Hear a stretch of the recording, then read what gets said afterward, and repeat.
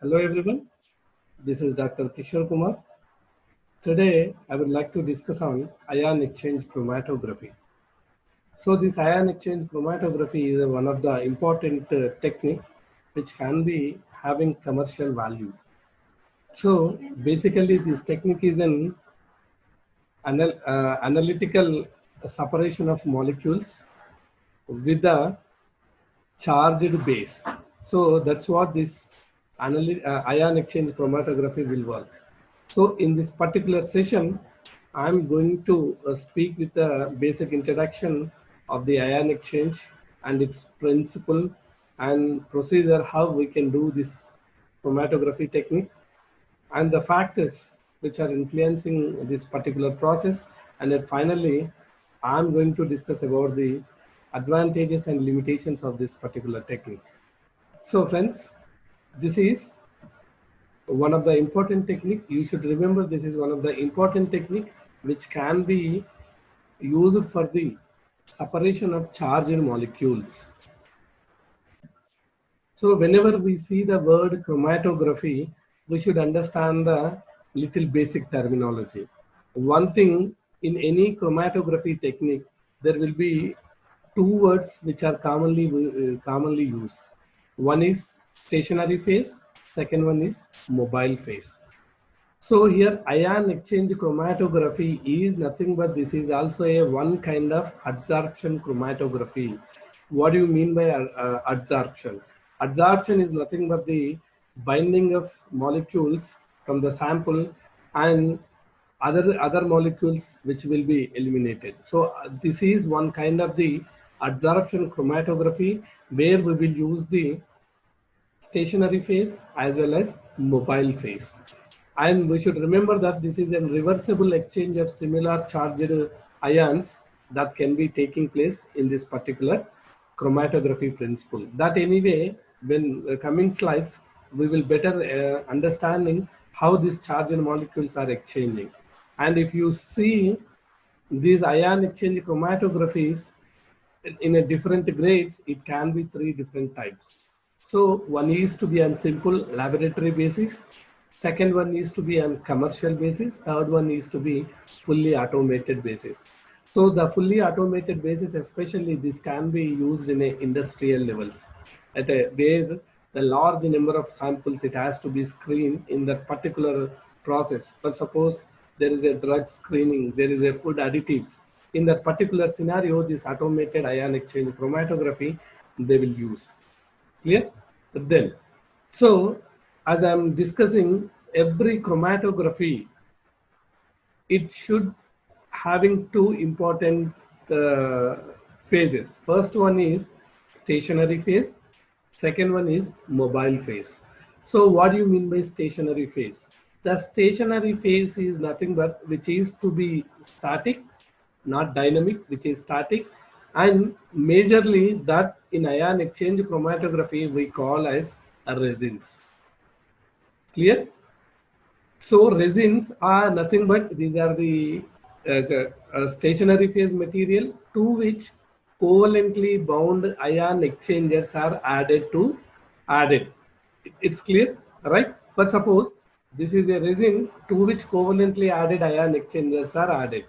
So here you should remember that these both the two, the ion exchangers as well as resin, these commonly these two will call it as stationary phase. Here in this particular slide, I am going to discuss about the properties of ion exchangers. So initially I am discussing these ion exchangers, then subsequent slides I will discuss about the resin. Clear?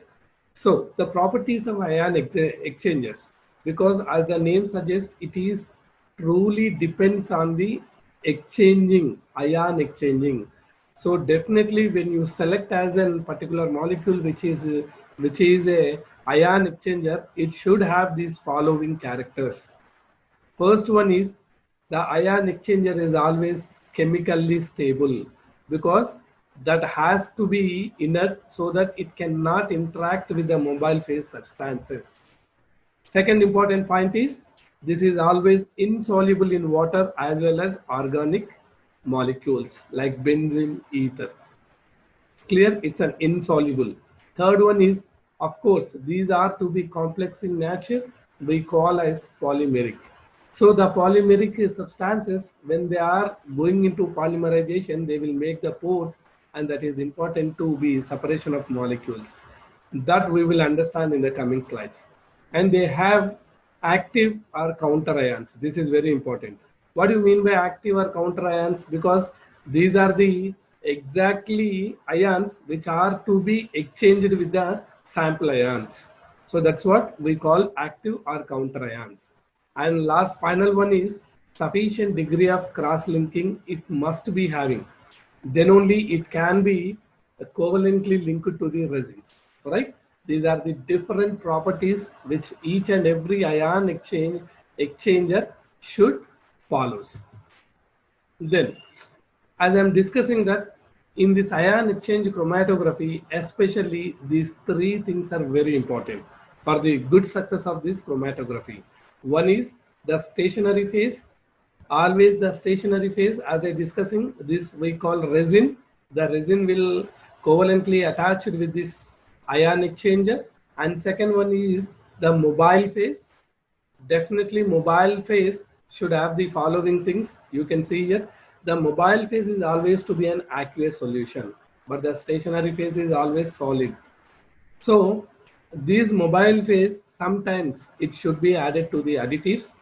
So that is important for suppose if you take the protein separation in that particular process, the additives which can maintain the structure and function of the proteins. So in few cases, it's not a compulsory that each and every buffer it should be added the additives.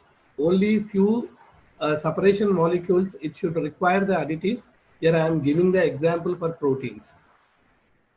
So you should understand this. Some additives examples are EDTA, detergents, urea and guanidinium chloride. These are the some additives which can be added to the mobile phase. And the final one is solute. So the solute range which will be around pH is 6 to 8.5. So this pH is compulsory to maintain the ionic status, whether it is to be acidic or whether it is to be basic. The ionic state of the ion exchanger can be determined by this pH. So it should be around 6 to 8.5. That has to be maintained. So if you see the particular resins which we will use. So now come to the resins. So far we discussed about the properties of exchangers that are attached to the resins. Now we will discuss little more elaborative in the resins. So for suppose resins can be classified into 4 to 5 varieties, but here I'm trying to give you 3 different classification of these resins. First one is source of resin. The source of resin, if it is cation, what do you mean by cation, what do you mean by anion, that I am explaining in terms of this chromatography in the coming slides. So if the cation, which is a source of resin, we call on classification zeolites clay. If it is anion, dolomite, we'll call dolomite, which will come to the anionic resin. This is one kind of classification. Other kind of classification which is based on chemical nature. The chemical nature, this is like how strong cation exchangers, strong cation exchange resin like SO3H, weak cation exchange resin, that is COOH, carboxylic group, hydroxylic group, SH group, PO3H2 group. And the same way, the strong anionic exchange resins, these are ammonium related compounds, and weak anion exchange resins, these are NH2 like this. So the third category is which is structural type. The structural type of resins, which are majorly 4 different types that will be used in this ion exchange chromatography. One is specular type. The size is to be 30 to 40 microns. Second one is porous resin. The size is 5 to 10 micron. Third one is to be micro reticular resin. This is not highly efficient because most of the cases this particular type is not used. And you can see the structures also, the side by side which I've shown this. The surface are sulfonated resins. Even this can also be used effectively for certain separation of certain compounds or certain molecules which are having the charges, right? So you should remember that the basic, here I am going to give you about the basic resins which widely used in this ion exchange chromatography. First one is polystyrene. Polystyrene is which is to be widely used resin. This can be prepared with the styrene plus divinyl benzene. So the styrene divinyl benzene, when they are reacting each other, and they can form the porous like structures, and finally that will converted into polystyrene.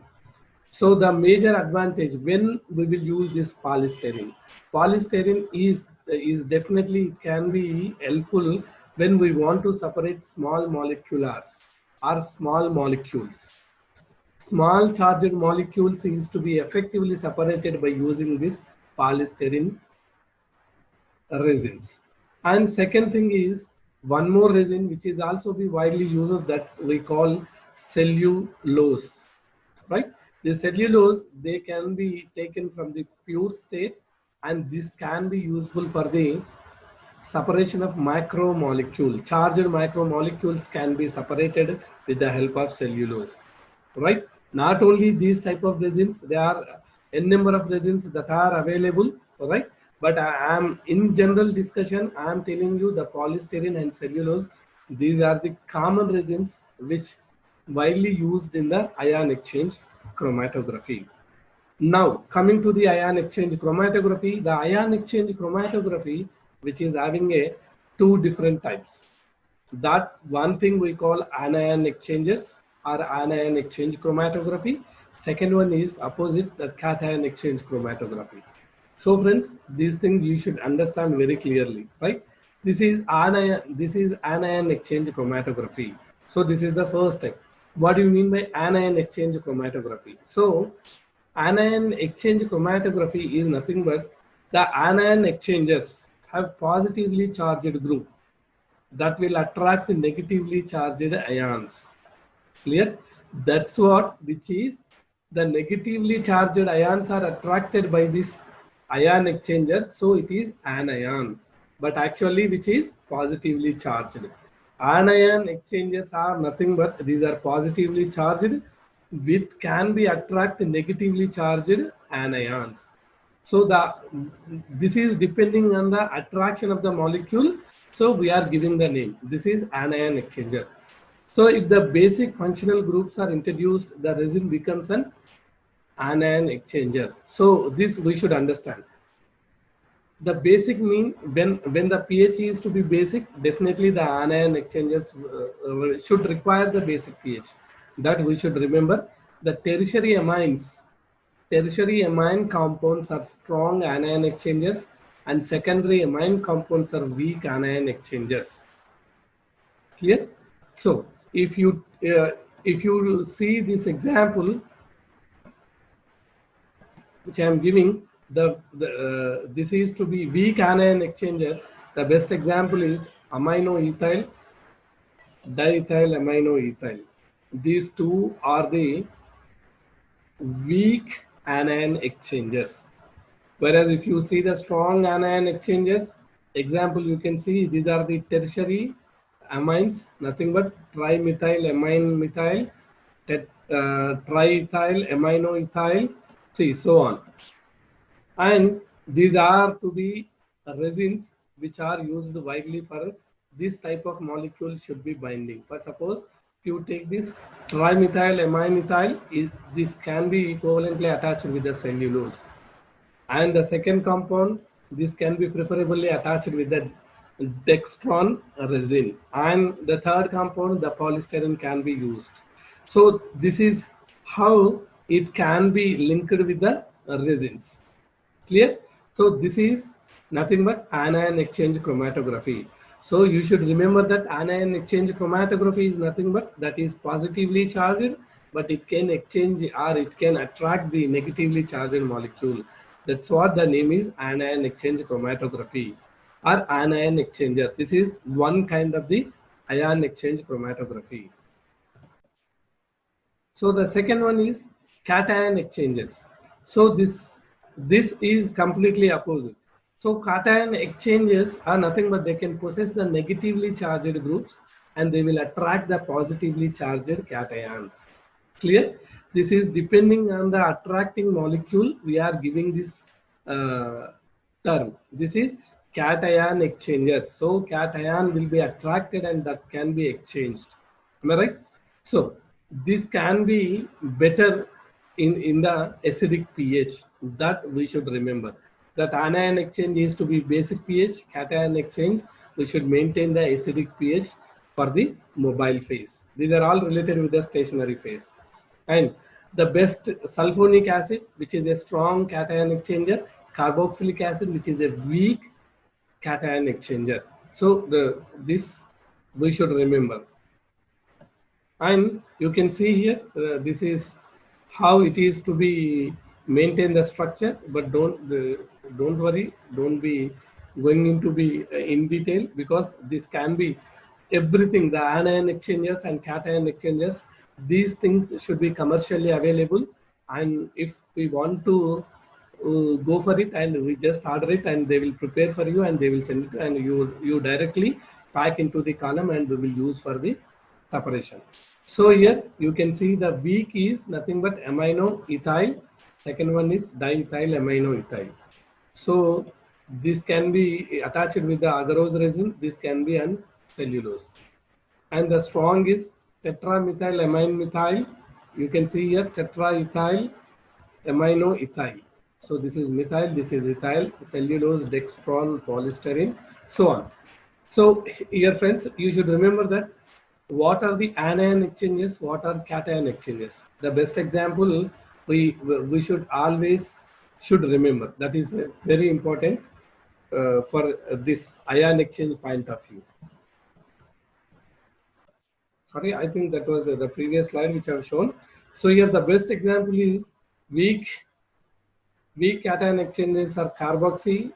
Second one is carboxymethyl, and the strong are sulfomethyl, and sulfopropyl. These are to be strong functional groups, exchanges that are attached to the resins. These resins are agarose, cellulose, dextron, polyacrylate, and this polystyrene. These are to be different kinds of resins to which these functional groups are to be covalently attached.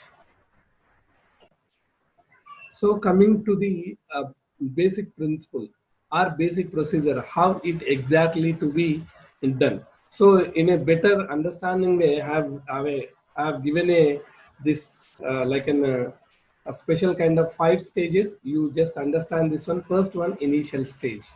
What is happening in the initial stage? Initial stage, for suppose this is an ion exchanger, right? This ion exchanger, these are to be our sample. Our sample will have a different, for suppose you can see 2 different charged molecules which are present. So when you are applying our sample, what is happening here? Only the corresponding charge molecule, here you can see, only the corresponding charge molecule that are nothing but these are which is to be attached or which are to be adsorbed to the exchanger. Then the second, this is second stage, and when you're going into the third stage, what will happen exactly? If you apply the mobile phase, that mobile phase will be elute all other unbound or unabsorbed ion molecules from the sample. Only the absorbed charged molecules are attached to this exchanges. And after that, again, we will use a different strength of the ionic strength of the mobile phase, so that we can elute even our attached molecules. And finally, we can continuously run this by increasing of the ionic concentration. Finally, the whole molecule which is to be eluted, and this is ready for again from the for the first stage. This is how it can be simply understanding, or the simple procedure which can be involved in this ion exchange chromatography. And one thing we should remember, that mobile phase generally the organic solvents are less useful and they are not used at all. That is a very important thing. The organic solvents we don't use in ion exchange chromatography. Only the strength of the acids, alkalis, and buffers are used as eluting solvents, because in anion exchange the basic pH is compulsory. In cation exchange the acidic pH is compulsory, so that whatever the buffers we are using, the mobile phase which should be strengthen the pH. So example I have given here is 0.1 normal HCl, 1 normal NaOH, phosphate buffer, acetate buffer, borate buffer. These are the different buffers they will use for the mobile phase in the ion exchange chromatography. So generally, if you see the arrangement of the particular ion exchange chromatography, which is to be like this. This is to be solvent reservoir, that is nothing but which is a mobile phase reservoir, where exactly we will keep enough amount of the mobile phase, and this is a pump. Especially this pump we call high pressure pump. It has to be maintain the pressure of the column, because always the inflow outflow it has to be same, then only the pressure which is to be stable in the column. Otherwise, if there is a fluctuation of the pressure, that can leads to the breaking of this column. So for that particular process, this high pressure pump is to be attached, and it should be connected with the indicator, so it can give you the indication that how much of or how much amount of the this mobile phase is going inside and how much amount is coming outside. That can be given by this particular indicator. And exactly this we call it as an injector. So the injector is, this is the exactly place where we will apply our sample. So right, so we will apply the sample at only an injector. After this, it can mix with this mobile phase, and that can enter into the column. So this part we call as a column, and wherever it is necessary, that can exchange the sample molecule, sample charged molecules according to what kind of the exchanger we are using in this. And finally, after this, what will happen? If required compulsory, here there is a oven that can be present. For suppose you want to be make it to be volatile our sample, then even some certain cases the oven is also be attached, but it is not compulsory. Then after that, it can be the continuation, the mobile phase is continuously going into the column. So along with this, the sample is also be passing through the column, and finally it is coming out. Then first initially the unbound molecule is taken out, and then again we will change the ionic strength, and we will we will remove out our interested molecule which is bounded by this column, and that can going into the detector. Always this detector is the spectrophotometer, and there will be multiple detectors that can be available nowadays, but simple, you just remember this is a spectrophotometer that can measure the peaks.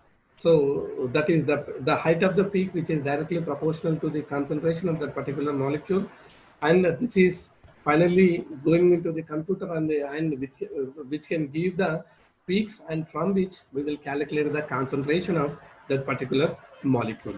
So detector, and finally data processor.